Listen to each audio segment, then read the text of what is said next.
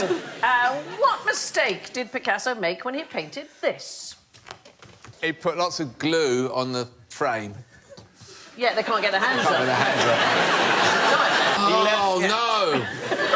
Picasso's done the gluey frame thing again. He left 2 snooker referees holding it. Does anybody know what the picture is? It's Marie-Therese Walter. Yes. She was underage, but no, I don't know. She was 17. Yeah. She was underage for what? For doing what he was doing with her. Yeah. He was 45 when they met. She's Picasso's mistress. But when he painted this, who didn't know that she existed in his life? Oh, his wife? Yeah, so the mistake was, even with the picture looking like that, his wife, Olga Koklova, recognised that it was somebody else. So that's Marie-Therese Walter on the left there. He picked her up, didn't he? He's Yes. What did he... Like, he's like, come on, I reckon I'm Pablo Picasso. Yeah. I don't know. It's Yeah. not a Was she a horse. horse? Basically, he wasn't a nice guy. He wasn't Oh, no, very- he's a prick biscuit. Yes. That's a horse. Prick biscuit. Yeah. I bet on that. 2-1, brick biscuits. Of the 7 most important women in his life, 2 killed themselves and 2 went mad. It's not a good track record, frankly. No. We've got a picture of La Rêve, which is the dream, which also has Marie-Therese. It's Look also on got his cock on her face. Yes. If you look at the one on the right, that's his penis on top of her head. Isn't that part of her head? No. Yeah. Well, it was when he put it there. Yeah. Oh, no, I see, yes. Yeah. Look. Yeah. That. So Do you think... Did he say, yeah, that's my penis? Or did he just accidentally... basically, it's an erotic thing. It's that she's dreaming about sex as well as enjoying it. That's terrible nap technique.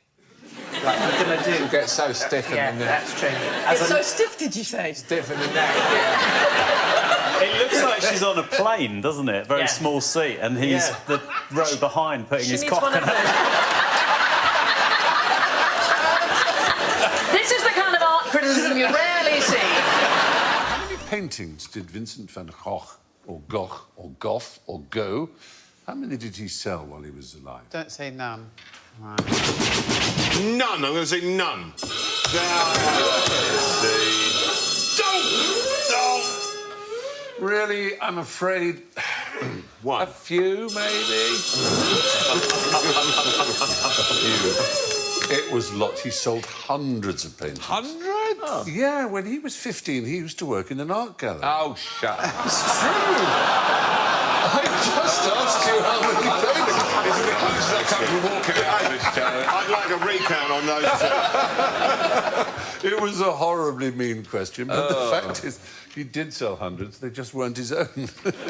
He was very good at selling them, too. He did extremely well, and it was a big French company, and his brother Theo ran the Montmartre branch, and Vincent relocated after a while to the London branch. He spent 2 years in London, living in Brixton, and he called it the happiest time of his life. Yeah, he did really well, and he loved it. Good fun in Brixton. It was good fun. It was a good place. Brixton Village. Brixton Village. He would have gone and got some chicken from Chicken Liquor. That's real nice. Yeah. Is that your manner?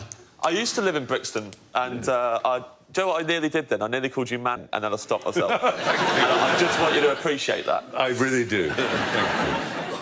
Anyway, perhaps the most surprising thing we'll all learn today is that after Brixton, he came back to the UK in 1876, and Vincent van Gogh worked as a supply teacher in Ramsgate. Oh, Isn't that wonderful? Wow. That's a big surprise, isn't it? It is.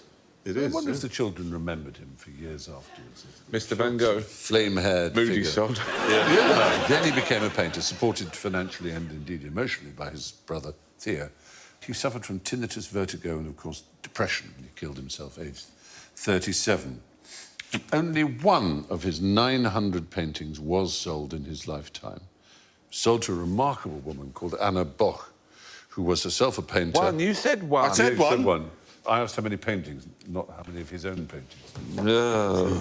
I know, I'm sorry, but look, I did say... Chairman of the Pedantic Association. It's actually the Society of Pedantics. Yes, I'll let exactly. that go. In fact, Anna Boch paid 400 francs for a painting of his called The Red Vineyard, which is rather beautiful.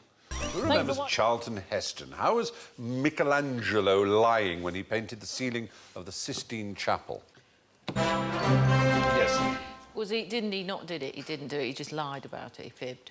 That is the sense of lying we wanted. He certainly didn't lie down to do it, as he did in the Charlton Heston movie, The Agony and the Ecstasy, which you may have seen.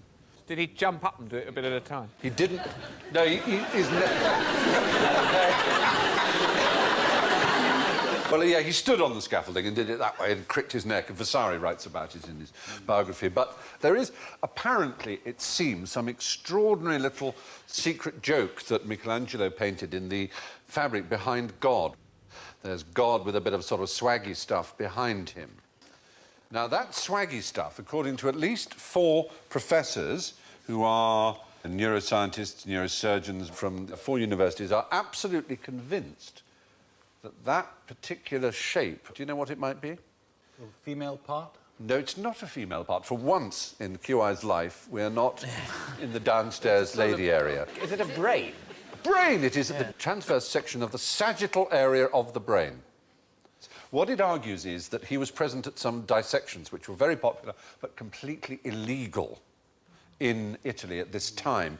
And the suggestion is that his idea of God, one of God's greatest miracles, was, of course, the human brain, which he had seen sliced through. And so he has God, literally, if you take away the brain now from that superimposition. So there you are, yeah, it seems to be a bit of brain, but there are other bits. You know, there's a museum in Oregon which is dedicated to replications of the brain made of fabrics. It's an odd type of museum. We can actually show you a perfect brain with brainstem made by some American knitting person. There you are. Yeah. Brilliant, including brainstem. That's what's impressive. Are you sure that's just not the most unsuccessful attempt at a cardigan ever? Something of a disaster. And then sort of go, no, it's meant to, it's a brain. It's a mad granny. It actually genuinely has a po-faced warning on the website showing it, saying this is a perfect reproduction of the human brain using applique, embroidery, beadwork, knitting and crochet. While our artists make every effort to ensure accuracy, we cannot accept responsibility for the consequences of using fabric brain art as a guide for functional magnetic resonance imaging. Or indeed home-based surgery. Either you've got a tumour or they've dropped a stitch. Yeah, it seems that Michelangelo may have been lying about his illegal dissecting activities, though why he would risk painting a huge piece of incriminating evidence on the ceiling of the Pope's chapel is anybody's guess. Name a self-insertion artist. Someone who does something about themselves, self-portrait. OK, in what way? Someone who puts themselves into, like, the background of a painting. Yes, and there are loads and loads of examples of Yeah, it. yeah. And it mostly is in Renaissance art. Yeah. You get a great big picture and they think, I'm going to put myself in it. So if you look at the one on the left there, that is Botticelli's Adoration of the Magi. And the camp guy in the bottom right, that is supposed to be Botticelli. The one who's looking out going, my picture, I did this. That's the baby Jesus. And he's, like, not even looking. Like, he's just like, g'day. Yeah. But she's like, I see that, Jesus? I did that. Yeah. He looks shifty, doesn't Yeah. he? Don't you think that's deliberate? He's trying to make himself detached or something from the proceedings? Because his costume's not right either. He hasn't coloured himself in No, properly. he does has look he? like he's got a rag out. Oh, he's about to flash. Let's have a look at another one. This is Rembrandt's The Night Watch, and it's quite hard to see, but in the detail, so we can just see the one on the right. If you see the little guy looking over the shoulder of the soldier, you can just see one eye and a flat cap. That's Rembrandt? It's like Yeah. Liza Minnelli at the Oscars. We called it The Night Watch because it got so grubby. But the actual title is The Militia Company of District 2 under the command of Captain Franz Bannekock, which is actually not as good as The Night Watch, I think. I know this one because it's in the Rijksmuseum in Amsterdam, and it's really quite big, and they couldn't get it all in, so they cut quite a big bit off. Like about 2 million quid's worth. They cut off the side of it. Imagine cutting it and then getting dragged in by your boss and going, have you heard of folding? Yeah. Just folding. It's not going to go. It's not going to go. Cut it. Just cut it. We've got to be out of here by 4. The other one that is extremely famous is the Arnolfini portrait by Jan van Eyck. Possibly, I'm not entirely sure, that he is reflected in the mirror. The way that it's got the fisheye effect of the mirror is amazing. Yeah, it's astonishing. Here's the weird thing, is that self-insertion... I'm going to say this very carefully. Yeah. Self-insertion appears to be something only boys do. Who is wearing the pants in this picture? Well, that's Abraham Lincoln, is it not? Oh, God! Why is he not wearing the pants in this picture? Oh, it's not him. Like, it's a Photoshop of him. Oh, no, painting shop. A painting shop. OK, so there's a very, very famous portrait of the president, Abraham Lincoln. But in 1957, there was a photojournalist called Stefan Laurent, and he was getting together pictures of Abraham Lincoln for a book rather cunningly titled Lincoln, a picture story of his life, when he noticed that Lincoln had a mole, and in this picture, it was on the wrong side of his face. And he knew that because Lincoln's head appears on the $5 bill. There it is, and the head had been reversed. And this is a very early forerunner of Photoshop. Interestingly, the body is that of a Southern politician called John Calhoun, and he was vehemently pro-slavery. So the body of somebody who's very pro-slavery is being used for the portrait of a man who, in the end, managed to abolish slavery. It was the Russians. What? The Russians that meddled. Yes, I think you're right, and we'd know that from reading Lincoln's tweets. Yes.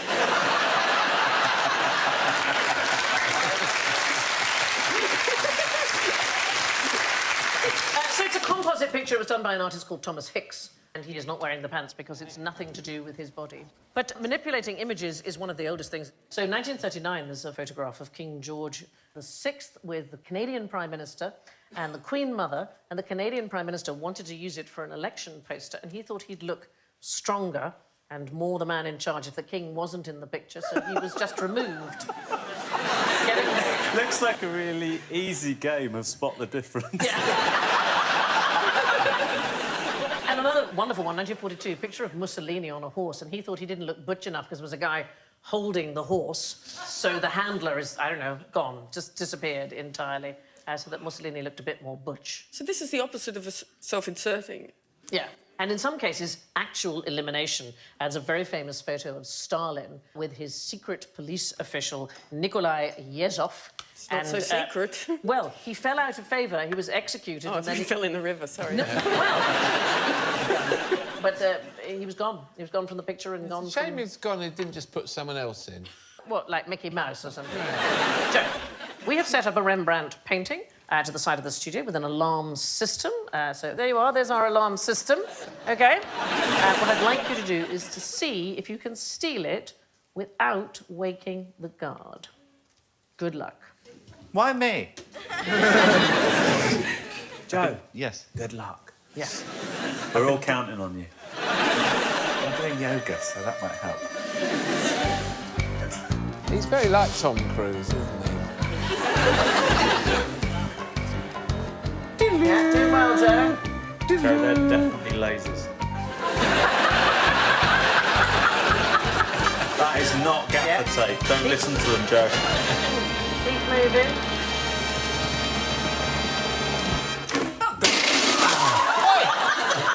Bloody hell's happened here?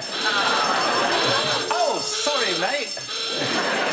Not to worry. You get back to bed.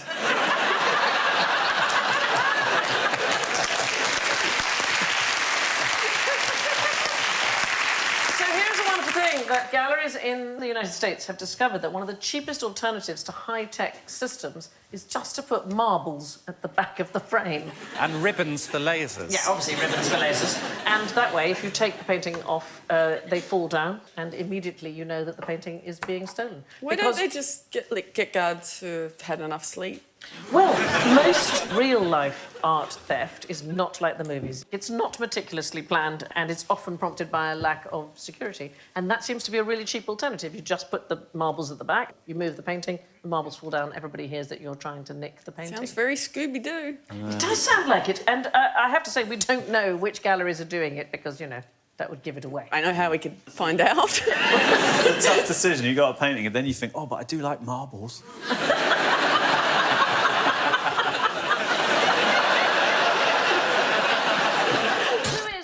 next Rembrandt? Who was the last one? Has there been one since him? It's a sort of philosophical question, isn't it? What do we think about this picture here? Is this a Rembrandt? That is definitely Rembrandt. No. Didn't go off. It didn't go off. Well, it is and it isn't. It looks like Rembrandt. It looks like Rembrandt. It's a classic Rembrandt portrait. Caucasian man in his 30s, black clothes, wide-brimmed hat. No arms. Collar, no arms. Moustache, goatee, slightly in profile to the right. It's a classic portrait. But what it is, it's a 2016 project called The Next Rembrandt. Oh, is it a computer? Yeah, it's done by a computer. Well, artists and data crunchers analysed 346 Rembrandt paintings and they created a new one in his style. Not just the look of it, but in terms of the colour schemes, in terms of the facial structure and the brushstrokes.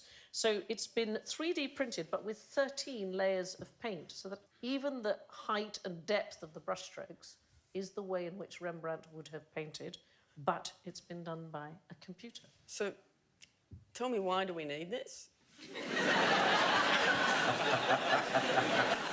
Well, you know, why do the scientists do anything? Just to see what they can do, don't they? What I love about science, and one of the things that we discover all the time on this show, is that a thing that you think, what is the point of doing that? You find that there is some scientific purpose behind it. So when you analyse something, how did you paint something? Maybe you learn how to preserve a painting. Maybe you learn something about the way I hope they learned something, but... Sure, I would imagine. Just another straight white man in a painting. Just like... They could have inserted someone else in there. Yeah, the computer inserts itself. Yeah. Just a laptop. So who was the first person to fraudulently produce Rembrandts? Most Rembrandt himself. Yes, absolutely right. Well, extra point for Alan.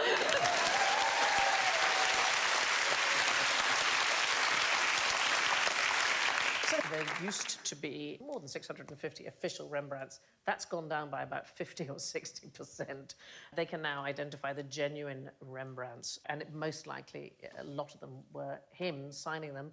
So in those days, students would come and study with a master. He had about 25 students at any one time working, and he was teaching them. Copying was a perfectly legitimate way of teaching. If they're doing a big canvas, they'd have teams of people working on, wouldn't they? You do the trees, do the mountain in the background, I'll come in, do the baby Jesus. Yeah, they wouldn't think of it as cheating. But that was a Renaissance thing. There wasn't an artist who did it. It was a team that did it. I think Michelangelo worked alone, but apparently he stank. And he was quite antisocial, so obviously... Didn't he have had a one team. assistant called Greg who had a bad sense of smell. But he was mainly at Pret getting him salads. Some big Michelangelo painting. You see the one at the back with the clothes peg on his nose? That's Greg. What's rotund and makes a royal wretch? Something sort of chubby or round that's a bit smelly and lives in Buckingham Palace? No, so it is an actual place called a rotunda. I'm going to help you out here. It was in Leicester Square. It is, in fact, still in Leicester Square. Have anybody of you played the Leicester Square Theatre? I have, yes. OK, so this is right next door, and it's still there, and you probably wouldn't even know it. So it was a purpose-built building, enormous building, to display enormous paintings. So the largest paintings of all time, gargantuan panoramas. It was an artist called Robert Barker. He, in fact, coined the term panorama. There he is. And he began with a view of London, and he charged 3 shillings for you to come in, and he made an absolute fortune. And it was an amazing building. So it was perfectly round. It had a lower and an upper circle so that you could do 2 panoramas exhibited at the same time, one above the other. The paintings were so large that you had to have a map in order to find your way around. It is now the French Catholic Church. You can't see it because they've put a brick front on it. So that's what it looks like now, and you might have just walked past it. It's between Leicester Square Theatre and the Prince Charles Cinema. But if you have a look from the air, so say you looked at Google Maps or something, look at the size of it. Wow. Isn't it fantastic? And if you look, there is, you pull out there, that is Leicester Square. You can see where it's located, and it's become a sort of hidden treasure in London. Change it to flats. Yeah. But you wouldn't know it was there, which is amazing. Anyway, just a few days before it opened, so we're talking about 1794, King George III and his wife, Queen Charlotte, they were given a private viewing of a naval scene. It was so realistic and so overwhelming that Queen Charlotte, after she stared out at the painted ocean, she became seasick. I know how she feels, because I went to the IMAX to watch Gravity with Sandra Bullock. Right. And Is this a film, darling? Because that That's just a sounds like film. a really boring it's thing a, to do. It's a film. You and Sandra Bullock watching Gravity as a... You can't tell me. Wow! Sandra! Sandra! Sandra! I mean, you wouldn't need to go to the IMAX, I'm sorry. surely. Sandra! Sandra! I rarely stand up for myself. You cannot tell me that the star of Miss Congeniality and Miss Congeniality 2, Armed and Fabulous, could not make me interested by doing that. But it was a film about space. It was just her. She was in her pants and vest. That's irrelevant to the story. She was in Gravity. She was there. I was right up close because I couldn't get seats because I was late in booking. It's huge. It's the size of this entire studio. Wait, why couldn't you get seats? You know Sandra Bullock. I've not understood this story. I'm there. I'm sitting. She's right in front of me. It was so realistic that I vomited on myself in the cinema because I felt like I was in space with Sandra Bullock, who's a real person who was not doing that. She was trying to escape.